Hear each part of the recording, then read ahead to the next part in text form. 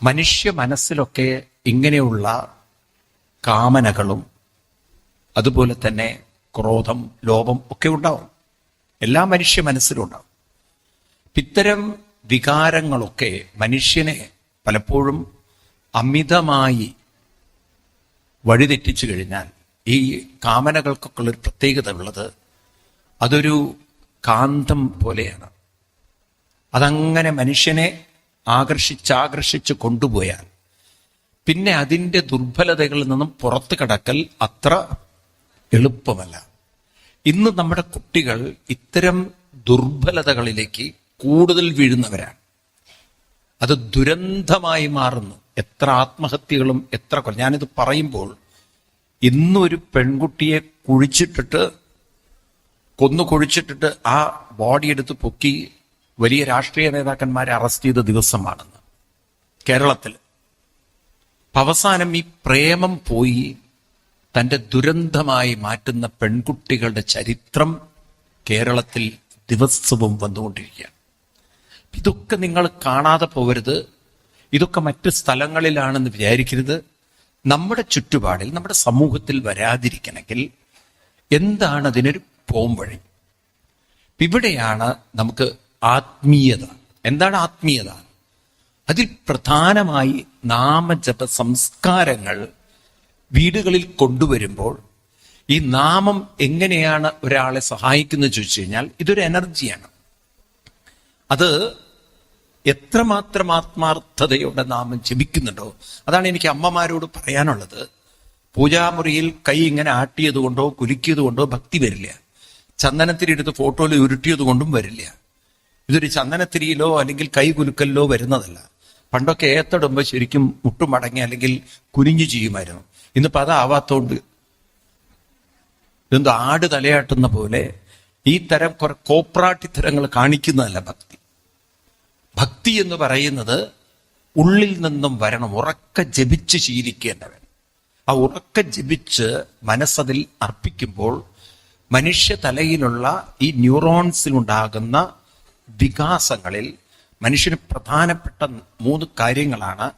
ഒന്ന് emotional mind, രണ്ടൊരു intellectual mind, മൂന്നാമത്തൊരു ഇൻഡ്യൂഷൻ മൈൻഡ്.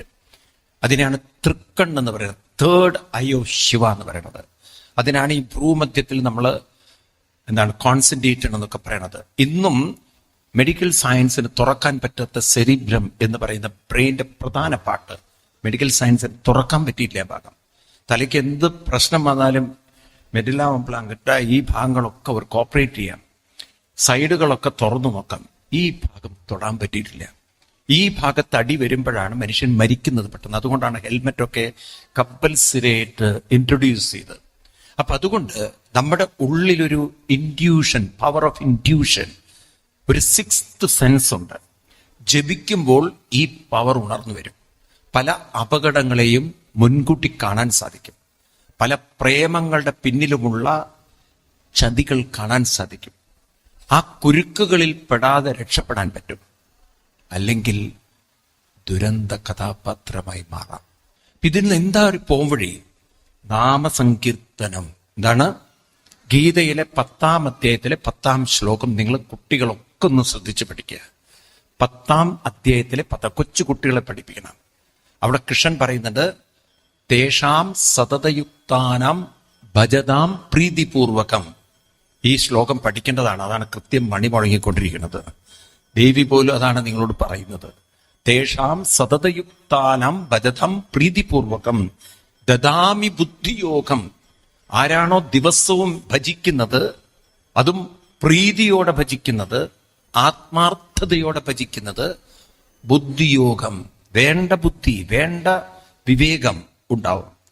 അപ്പൊ നമ്മൾ ഭജിക്കുന്നതിൽ തെറ്റുണ്ടെങ്കിൽ വിചാരിച്ച് നടക്കില്ല. പലപ്പോഴും നമ്മൾ യാന്ത്രികമായി ഭജിക്കുന്നവരാണ്. കേരളത്തിലുള്ളവർക്ക് ഇതാരും പറഞ്ഞു തന്നിട്ടില്ല. നമ്മളോട് നാമം ജപിക്കാൻ പറയുന്നു, നാമം ഒരു വഴിക്ക് പോകുന്നു, വേറെന്തോ ചിന്തകൾ വേറെ വഴിക്ക് പോകുന്നു. അപ്പൊ അത് മാറ്റിയെടുക്കണം. നമ്മൾ മനസ്സും ചൊല്ലുന്നതും തമ്മിൽ ഒരു ലയം വരണം. അത് ചെയ്യുന്നതിൽ പൂർണ്ണമായി മനസ്സ് ഫോക്കസ് ചെയ്യണം. അത് എളുപ്പമല്ല. പക്ഷെ അതിന് വളരെയധികം ആത്മാർത്ഥതയോടെ പണിയെടുത്താൽ ഈ ഇൻവോൾവ്മെന്റ് നമുക്ക് വരും. എവിടെ മനസ്സ് ഇൻവോൾവ് ആണോ അവിടെ മനസ്സ് ഈ ഇൻറ്റ്യൂഷൻ പവർ നേടും. നമുക്ക് വിജയം വരും, നമുക്ക് ഉയർച്ച വരും, സക്സസ്ഫുൾ ആവും. ഇത്തിരി സമയമെടുക്കും, കാരണം മനസ്സിന്റെ ഒരു ഡെവലപ്മെന്റ് വരാൻ. ഞങ്ങൾക്ക് ശ്രീരാമസ്വാമിക്ക് 14 വർഷം എടുക്കേണ്ടി വന്നു തിരിച്ചു വരാൻ. പാണ്ഡവർക്ക് 12 13 വർഷം എടുക്കേണ്ടി വന്നു. ഏതോ ധർമ്മത്തതോ ചെയ്യാൻ. ഇതുപോലെ ജീവിതത്തിൽ വിജയം വരും. പക്ഷെ ആ വിജയം വരുന്നത് വരെ ഈ ഉപാസന ശക്തമായി കൊണ്ടു നടക്കാനുള്ളൊരു കഴിവ്. ഇന്ന് നമ്മുടെ ചെറുപ്പക്കാരാണെങ്കിൽ ശ്രദ്ധിച്ച് നമ്മൾ കുട്ടികളെ വളർത്തണം. അമ്മമാരോട് എനിക്ക് പറയുന്നത് നാമജപം തന്നെ കൊണ്ടു നടക്കണം. കാരണം ഇപ്പോഴാണെങ്കിൽ വളരെ പെട്ടെന്ന് പണം ഉണ്ടാക്കാനുള്ള ക്രിപ്റ്റോ കറൻസി, അതുപോലെ തന്നെ പല സ്മഗ്ലിങ്, പലതരത്തിലുള്ള വളരെ കുട്ടികളെ ഇന്ന് ഭയങ്കരമായിട്ട് ഈ എളുപ്പത്തിൽ പണമുണ്ടാക്കാനുള്ള പല ചെയിൻസ്, മണി ചെയിൻസ്, ഒരുപാട് ഫ്രോഡുകൾ കൂടി വരികയാണ്. കാണുന്നുണ്ടല്ലോ പത്രത്തിൽ എത്ര ചെറുപ്പക്കാരാണ് അറസ്റ്റ് ചെയ്യപ്പെടുന്നത്. എന്ന് മാത്രമല്ല, അല്പം ഒരു ആത്മീയതയില്ലെങ്കിൽ പല ഇൻവെസ്റ്റ്മെന്റും തകർന്നു പോകുന്നു. അപ്പൊ നോക്കൂ നിങ്ങൾ, ഈ ബൈജൂസ് ആപ്പൊക്കെ എവിടെ എത്തിയിരുന്ന സാധനമാണെന്ന് ഇന്നിപ്പം അവർക്ക് ഇൻവെസ്റ്റേഴ്സിനെ ഫേസ് ചെയ്യാൻ പറ്റാത്ത ഒരവസ്ഥ വന്നു. അത് ഈ ആത്മീയത കൊണ്ടോ അവിടെ വിജയമുണ്ട്. കുട്ടികൾ ഇടയ്ക്കെടുത്ത് നോക്കണം കോഫി ഡേയുടെ ഹിസ്റ്ററി. കോഫി ഡേ എന്ന് പറയുന്നത് കർണാടകയിലെ പ്രസ്റ്റീജ് ഇൻസ്റ്റിറ്റ്യൂഷനാണ്. അപ്രോക്സിമറ്റ്ലി 30,000 crores ഒരു ഇൻവെസ്റ്റ്മെന്റ് കമ്പനിയാണത്. അങ്ങേയറ്റം അവർക്ക് എക്സ്പോർട്ടും കാര്യങ്ങളും. അതിൻ്റെ ചെയർമാനാണ് Siddharth Rai.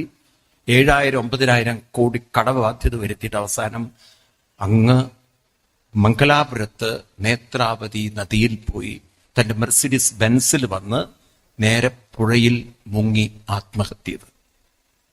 അദ്ദേഹമാണെങ്കിൽ London school of economics എന്ന് അദ്ദേഹത്തിന് ഗ്രാജുവേഷൻ കഴിഞ്ഞ ആളാണ്.